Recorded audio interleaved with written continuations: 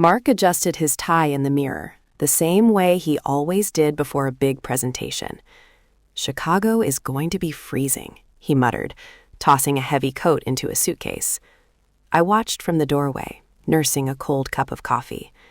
He'd been distant for months, citing the stress of the new merger.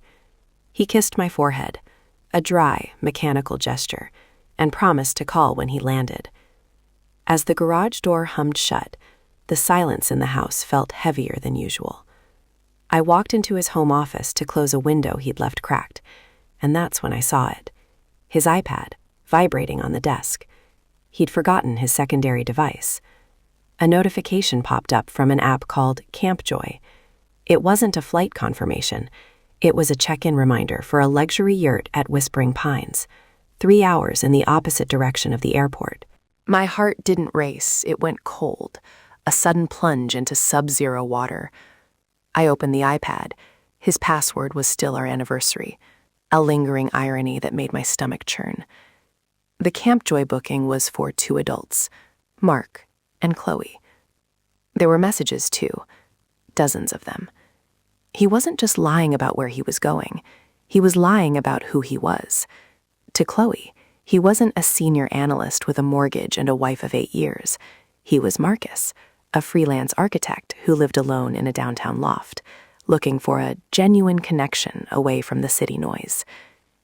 I scrolled through photos they'd exchanged, Mark smiling in ways I hadn't seen in years, wearing clothes I didn't recognize. He'd built an entire ghost life, and this business trip was his debut performance. I didn't cry. Instead, I went to the garage and grabbed my own weekend bag. I packed a pair of boots, a heavy jacket, and the spare key to his SUV, which he'd left behind in favor of the rental he thought would be more rugged. The 3-hour drive toward the mountains felt like a blur of red taillights and rising fury. I played back every late night at the office, every emergency weekend meeting he'd used as an excuse over the last 6 months. How many times had he been Marcus while I was sitting at home keeping his dinner warm? The GPS led me off the main highway and onto a winding dirt road lined with towering pines. The air grew thinner, crisper. I turned off my headlights as I neared the campsite entrance, my pulse finally beginning to thrum in my ears. The Whispering Pines Resort was a masterpiece of manufactured wilderness, expensive tents with wooden floors and Edison bulbs stringing between the trees. I parked my car half a mile away and walked the rest of the distance in the shadows. It wasn't hard to find him. His rental Jeep was parked outside yurt number 12. The smell of cedar smoke and expensive bourbon wafted through the air. I crouched behind a thicket of ferns, watching the scene play out like a movie I never wanted to see. There he was, sitting by a crackling fire pit. He wasn't wearing his suit. He was in a brand new flannel shirt, looking relaxed, looking happy.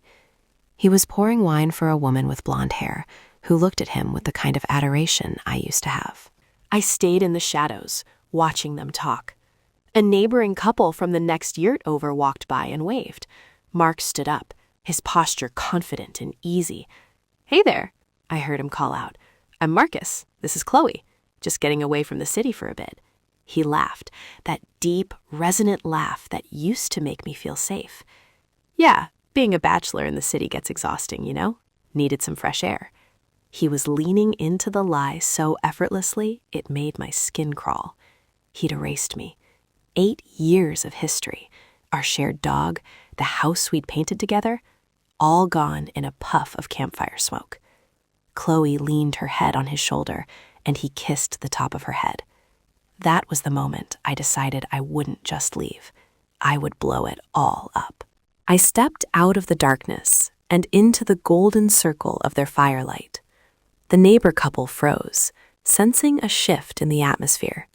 Mark didn't see me at first. He was too busy whispering something into Chloe's ear. "The stars really are better when you aren't alone," I said, my voice cutting through the quiet like a blade. Mark stiffened. His entire body seemed to lock up.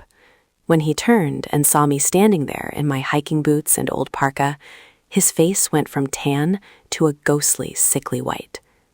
"Sarah?" he gasped, the name Marcus dying on his lips. Chloe looked between us, her brow furrowed in confusion. "Marcus, who is this?" she asked, her voice small. I stepped closer, the heat of the fire hitting my face. "Oh, I'm Sarah," I said with a terrifyingly calm smile. "I'm his wife." The silence that followed was absolute, broken only by the crackle of a burning log. Chloe stood up slowly, her wineglass trembling. "Wife?" she whispered, looking at Mark.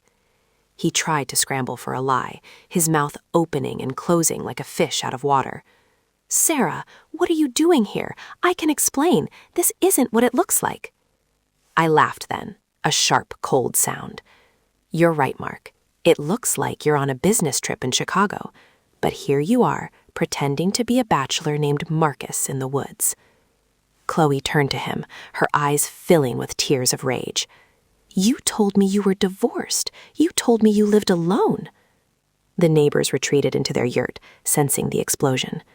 Mark reached for her hand, but she slapped it away, the sound echoing through the trees.